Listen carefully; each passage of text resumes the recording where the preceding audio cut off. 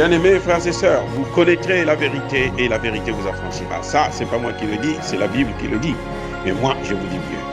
Vous connaîtrez la vérité historique, notamment celle de vos ancêtres kémites, et vous aurez une vision globale de ce que c'est que la vraie souveraineté politique. J'ajoute, vous reviendrez à la spiritualité africaine ancestrale et vous comprendrez les enjeux de l'indépendance économique. Et pour terminer, vous accepterez votre identité culturelle kémite et vous obtiendrez deux choses. La première, c'est la paix. La seconde, c'est le développement, à une condition. L'unité de toute l'Afrique noire, l'unité de tous les Noirs du monde entier.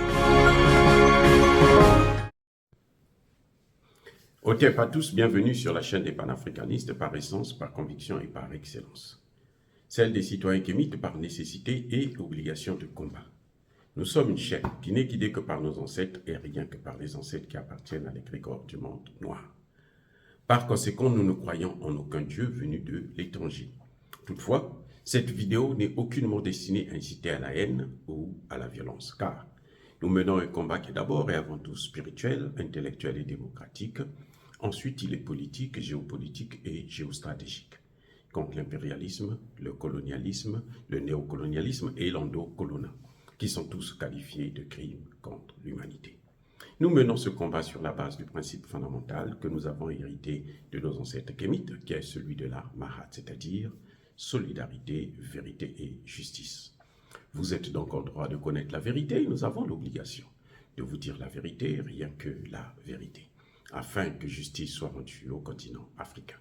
Et ça, c'est notre modeste contribution dans cette noble lutte en faveur de la souveraineté, la dignité, la solidarité et l'unité africaine. C'est exactement ça que nous appelons le panafricanisme. Bien-aimés frères et sœurs, vous savez que le Sénégal est en train de préparer la guerre au Niger.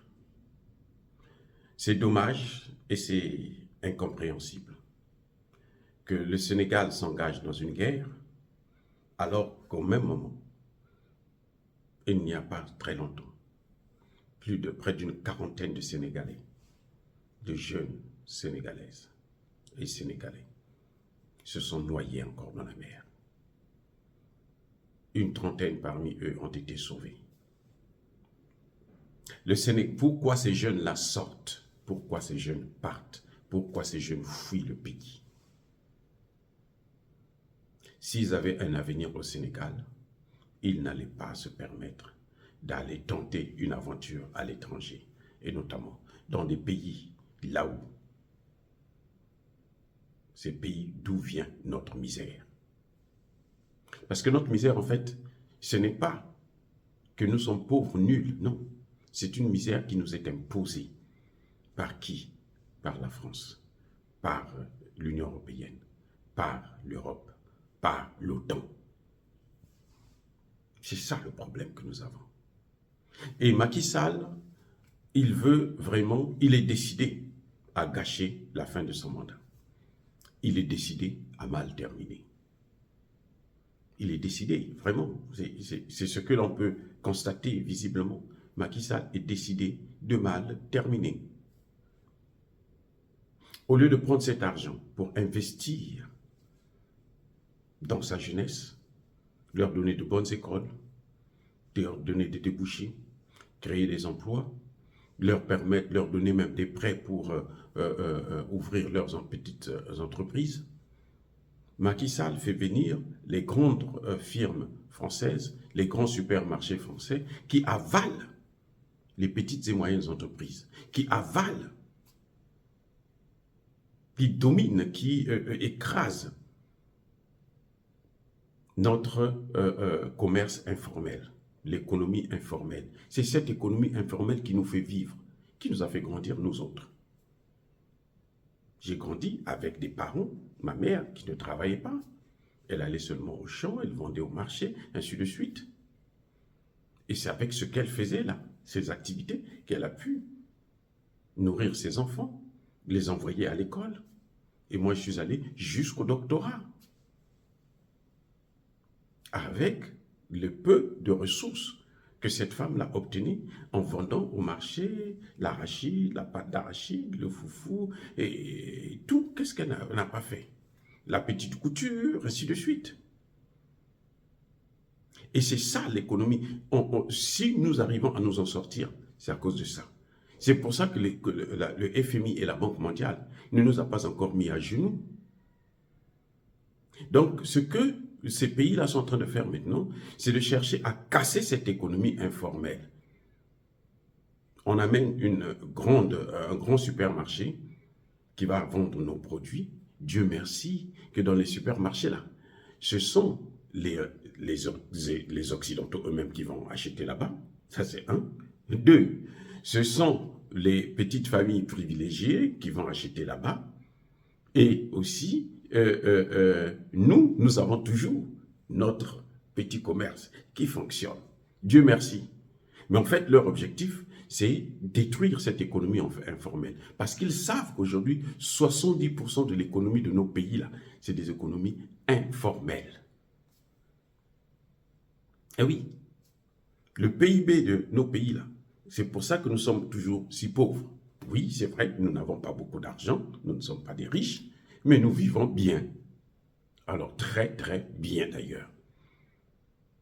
Donc, il suffit d'organiser cette économie informelle en donnant l'opportunité, notamment aux plus jeunes, de créer leurs petites entreprises, parce que tous les Africains sont des entrepreneurs. Un chauffeur de taxi qui s'achète un taxi et puis qui travaille avec, c'est quoi? C'est une entreprise déjà. Mais encore faudrait-il qu'il puisse avoir ce taxi. Donc, si on lui facilite la tâche pour avoir un taxi, et puis conduire, ce serait nettement mieux. Donc, M. Macky Sall doit maintenant commencer à arrêter de s'occuper de ce qui ne le regarde pas. La guerre, le coup d'État au Niger ne lui regarde pas, ça ne lui concerne pas. Ça ne concerne pas Macky Sall et le Sénégal. C'est un pays souverain qui en a le droit de stopper un train à la dérive, de corriger la démocratie d'un pays. Aujourd'hui, la démocratie en Afrique, c'est un leurre. La démocratie, depuis 90, ça fait maintenant plus de 30 ans, elle n'a pas développé nos pays. Elle a au contraire endetté ces pays, elle a au contraire mis ces pays à genoux avec le FMI, la Banque mondiale, la France, les États-Unis et autres. Donc, Macky Sall ferait mieux de s'occuper de ces jeunes au lieu de les laisser aller mourir dans la mer pour tenter d'aller survivre dans les pays européens. Parce que là-bas non plus, ce n'est pas du gâteau. Je ne connais pas une dizaine d'Africains qui sont allés en Europe et qui sont devenus millionnaires ou milliardaires. Je n'en connais pas. Peut-être que vous en connaissez, mais il y en a qui ont des affaires, qui font des affaires et autres, mais c'est juste pour la survie. Nous vivons là-bas dans ces pays, nous savons ce que c'est. En Europe, aux États-Unis, nous savons ce que c'est. Si même les Noirs américains, qui sont des Noirs et des Américains, quand ils ont voulu s'en sortir, chaque fois qu'ils veulent s'organiser, on détruit toutes leurs initiatives pour les mettre à genoux, au même pied d'égalité, comme si quelqu'un qui ne peut pas aller au deuxième étage, il doit rester au premier étage et continuer à balayer sa cour. Dire cela, c'est ainsi qu'à la haine ou à la violence, non. Monsieur Macky Sall, prenez vos responsabilités, occupez-vous de la jeunesse sénégalaise, ne vous occupez pas des Nigériens et ne passez pas votre temps à lécher les bottes ou le cul d'Emmanuel Macron. Ça ne sert à rien parce que vous allez mal terminer. Vos prédécesseurs ont eu la chance parce qu'ils ne sont pas arrivés jusqu'aux extrêmes. Là où vous, actuellement, vous êtes. Vouloir faire la guerre au Niger, c'est une extrême. Et ça, on n'accepte pas ça. Abdoulaye Wade n'est pas allé faire la guerre en Libye, il a seulement autorisé, il a seulement soutenu la guerre en Libye. Mais aller lui-même en personne faire la guerre en Libye, il ne l'a pas fait. Et vous voulez aller faire la guerre au Niger, dans un pays frère. Ça ne passera pas. Dire cela, c'est inciter à la haine ou à la violence, non. Yaba, colère, V, Yamalem. Encore une fois, bien-aimés frères et sœurs, soyez bénis, abondamment bénis par le Dieu des Kémites et par nos ancêtres angélisés. Mais que tous ceux qui persécutent le continent africain, le pillent et le déstabilisent, qu'ils soient noirs, blancs, chinois, arabes, indiens ou qui qu'ils soient maudits, punis, foudroyés, neutralisés, écrasés, effacés par ce Dieu des Kémites et par nos ancêtres angélisés. Vive l'Afrique éternelle, j'ai dit et j'assume.